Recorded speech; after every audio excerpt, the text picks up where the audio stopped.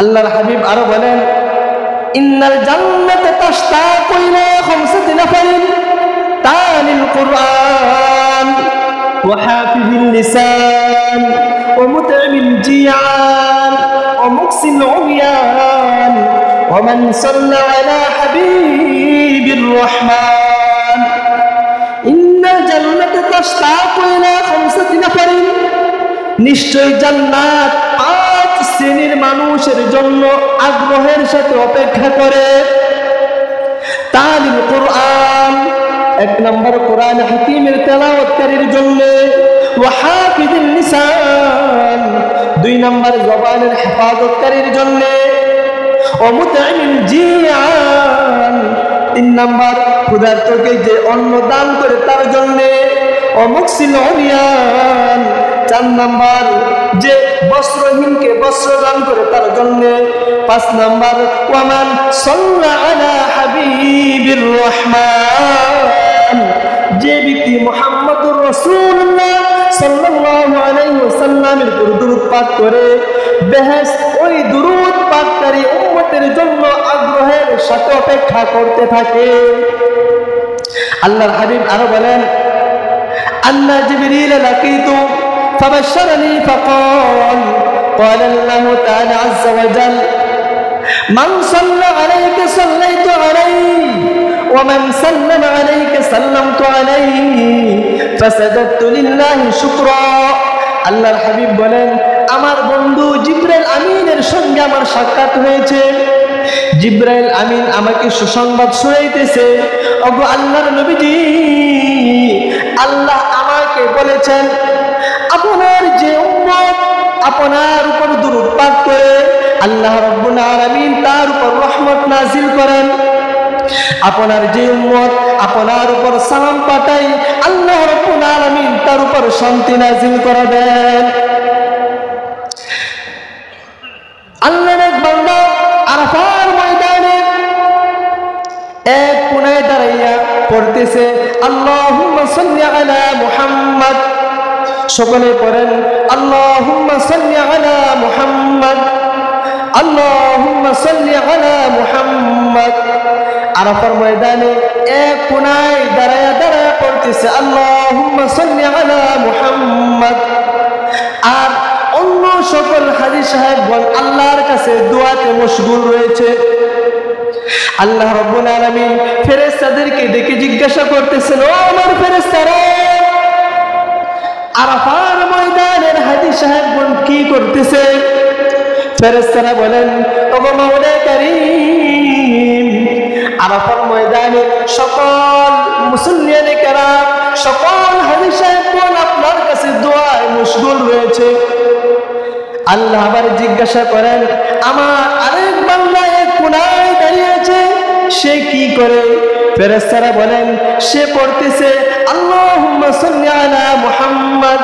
ওগো মাওলা কারীম, আপনার ওই বান্দা আপনার হাবিবের উপর দুরূদ পাঠ করতেছে।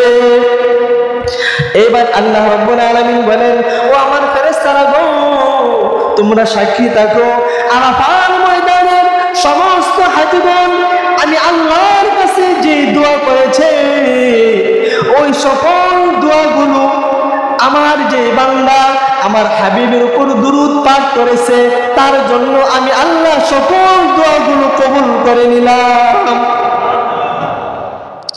শাইখ শিবলি রহমাতুল্লাহি আলাইহি লিখেছেন, উনি বাইতুল্লাহ তওয়াফ করতেছেন, ওনার সঙ্গে একজন যুবক বাইতুল্লাহ তওয়াফ করতেছে। ওই যুবক বাইতুল্লাহ তওয়াফ করে আর পরে সাল্লাল্লাহু আলাইহি ওয়াসাল্লাম, সকলে পড়েন সাল্লাল্লাহু আলাইহি ওয়াসাল্লাম, সাল্লাল্লাহু আলাইহি ওয়াসাল্লাম।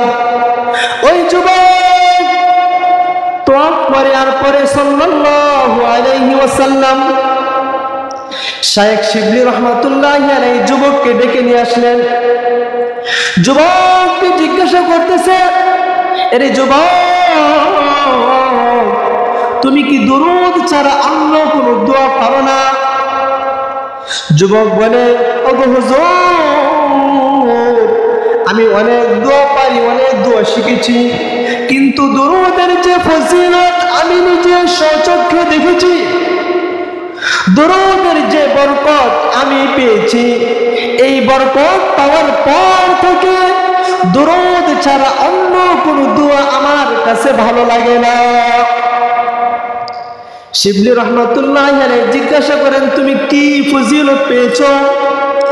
এইবারে যুবক বলে, ওগো হুজুর,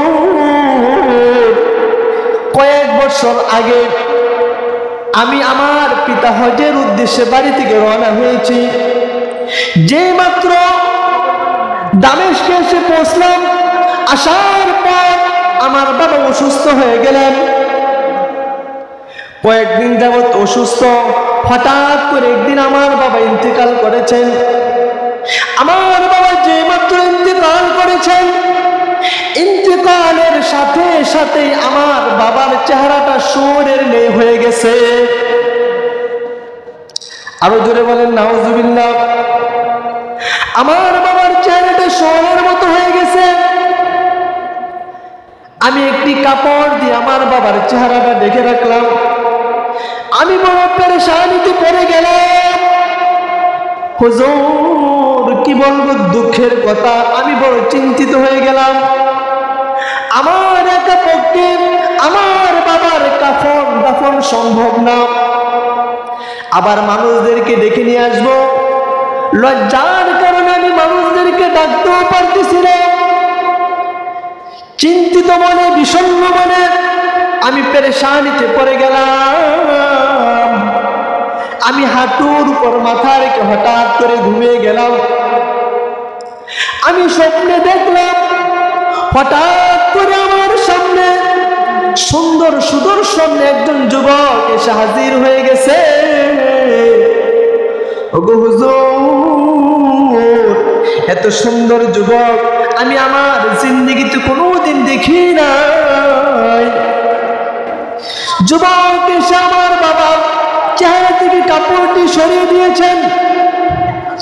কাপড়টি সরিয়ে আমার বাবার চেহারাটা হাত দ্বারা মুছে দিয়েছেন।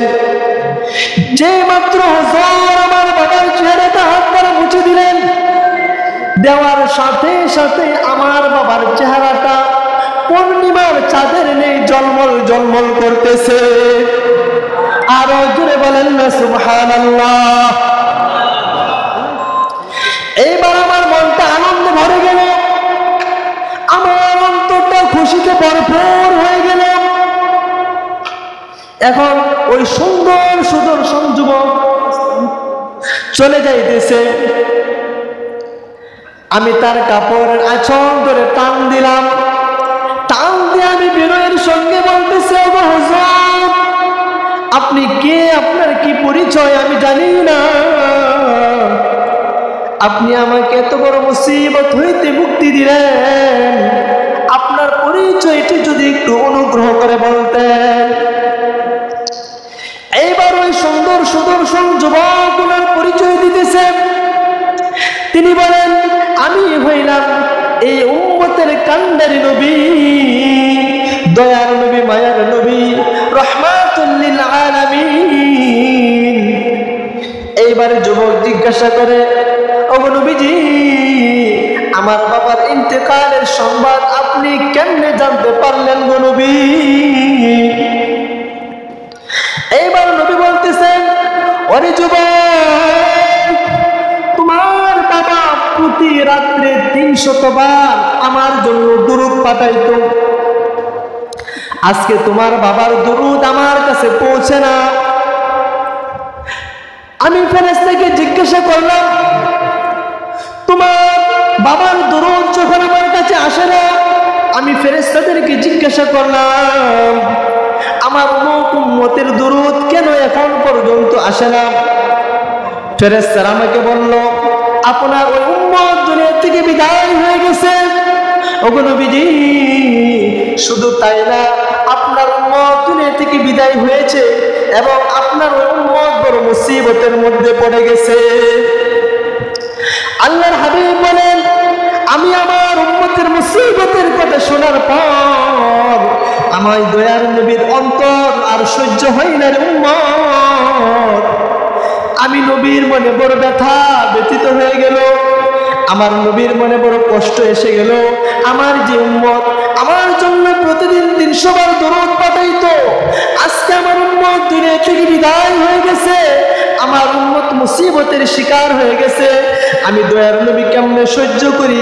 আমি দয়ার নবী সহ্য করতে না পেরে আমার উম্মতের কাছে আমি ছুটে এসেছি। এরপর ভোরবেলায় বিভিন্ন জায়গা থেকে দলে দলে লোক এসে হাজির হইতেছে।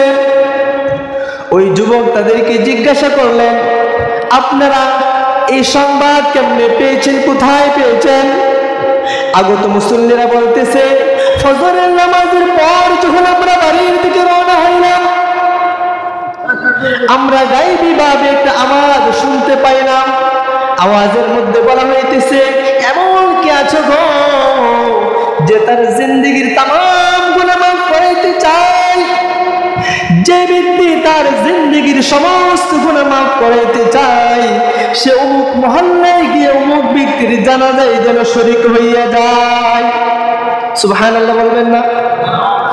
এই ফজিলত কোন কারণে? দুরুদের কারণে। এই মর্যাদা কিসের কারণে হয়েছে? দুরুদের কারণে হয়েছে। এই সম্মান কিসের কারণে হয়েছে? দুরুদের কারণে হয়েছে। আমরা নবীর শ্রেষ্ঠ উম্মত। আল্লাহ আমাদেরকে নির্দেশ দিয়েছেন। আল্লাহ বলেন, আমি আল্লাহ আমার হাবিবের উপর দুরুদ পাঠ করি, আমার ফেরেশতারা আমার হাবিবের উপর দুরুদ পাঠ করে। ও আমার মুমিন বান্দারা, তোমরা যদি সম্মানিত হইতে চাও, মর্যাদাবান হইতে চাও, আমার হাবিবের উপর দুরুদ পাঠ করো। সবাই আল্লাহর নবীর উপর দুরুদ পাঠ করবেন তো ইনশাআল্লাহ। অন্য কোন দোয়া কবুল হবে কি হবে না জানা নাই, কিন্তু যে ব্যক্তি আল্লাহর নবীর জন্য দুরুদ পাঠ করে, আল্লাহ তাআলা এই দুরুদকে কবুল করেন। আর যখন আপনি আল্লাহর নবীর উপর দুরুদ পাঠ করবেন, এর বিনিময়ে আল্লাহ আপনার উপর রহমত নাজিল করে দিবেন। সুবহানাল্লাহ বলেন। তো সবাই দুরুদ পাঠ করবেন তো ইনশাআল্লাহ। নামাজে যে দুরুদ আছে সেটা পাঠ করতে পারেন। ছোট সহজ দুরুদ হলো সাল্লাল্লাহু আলাইহি ওয়াসাল্লাম, আল্লাহুম্মা সাল্লি আলা মুহাম্মদ। ছোট ছোট দুরুদ আছে, এগুলা শিখে সদা সর্বদা পড়ার চেষ্টা করবেন। আল্লাহ তাআলা এই দুরুদকে উসিলা করে আপনাকে দুনিয়া এবং আখিরাতে কামিয়াবি নসিব করুন। সকলে বলি আমিন। ওয়া মা তাওফীক ইল্লা বিল্লাহ। আসসালামু আলাইকুম ওয়া রাহমাতুল্লাহ।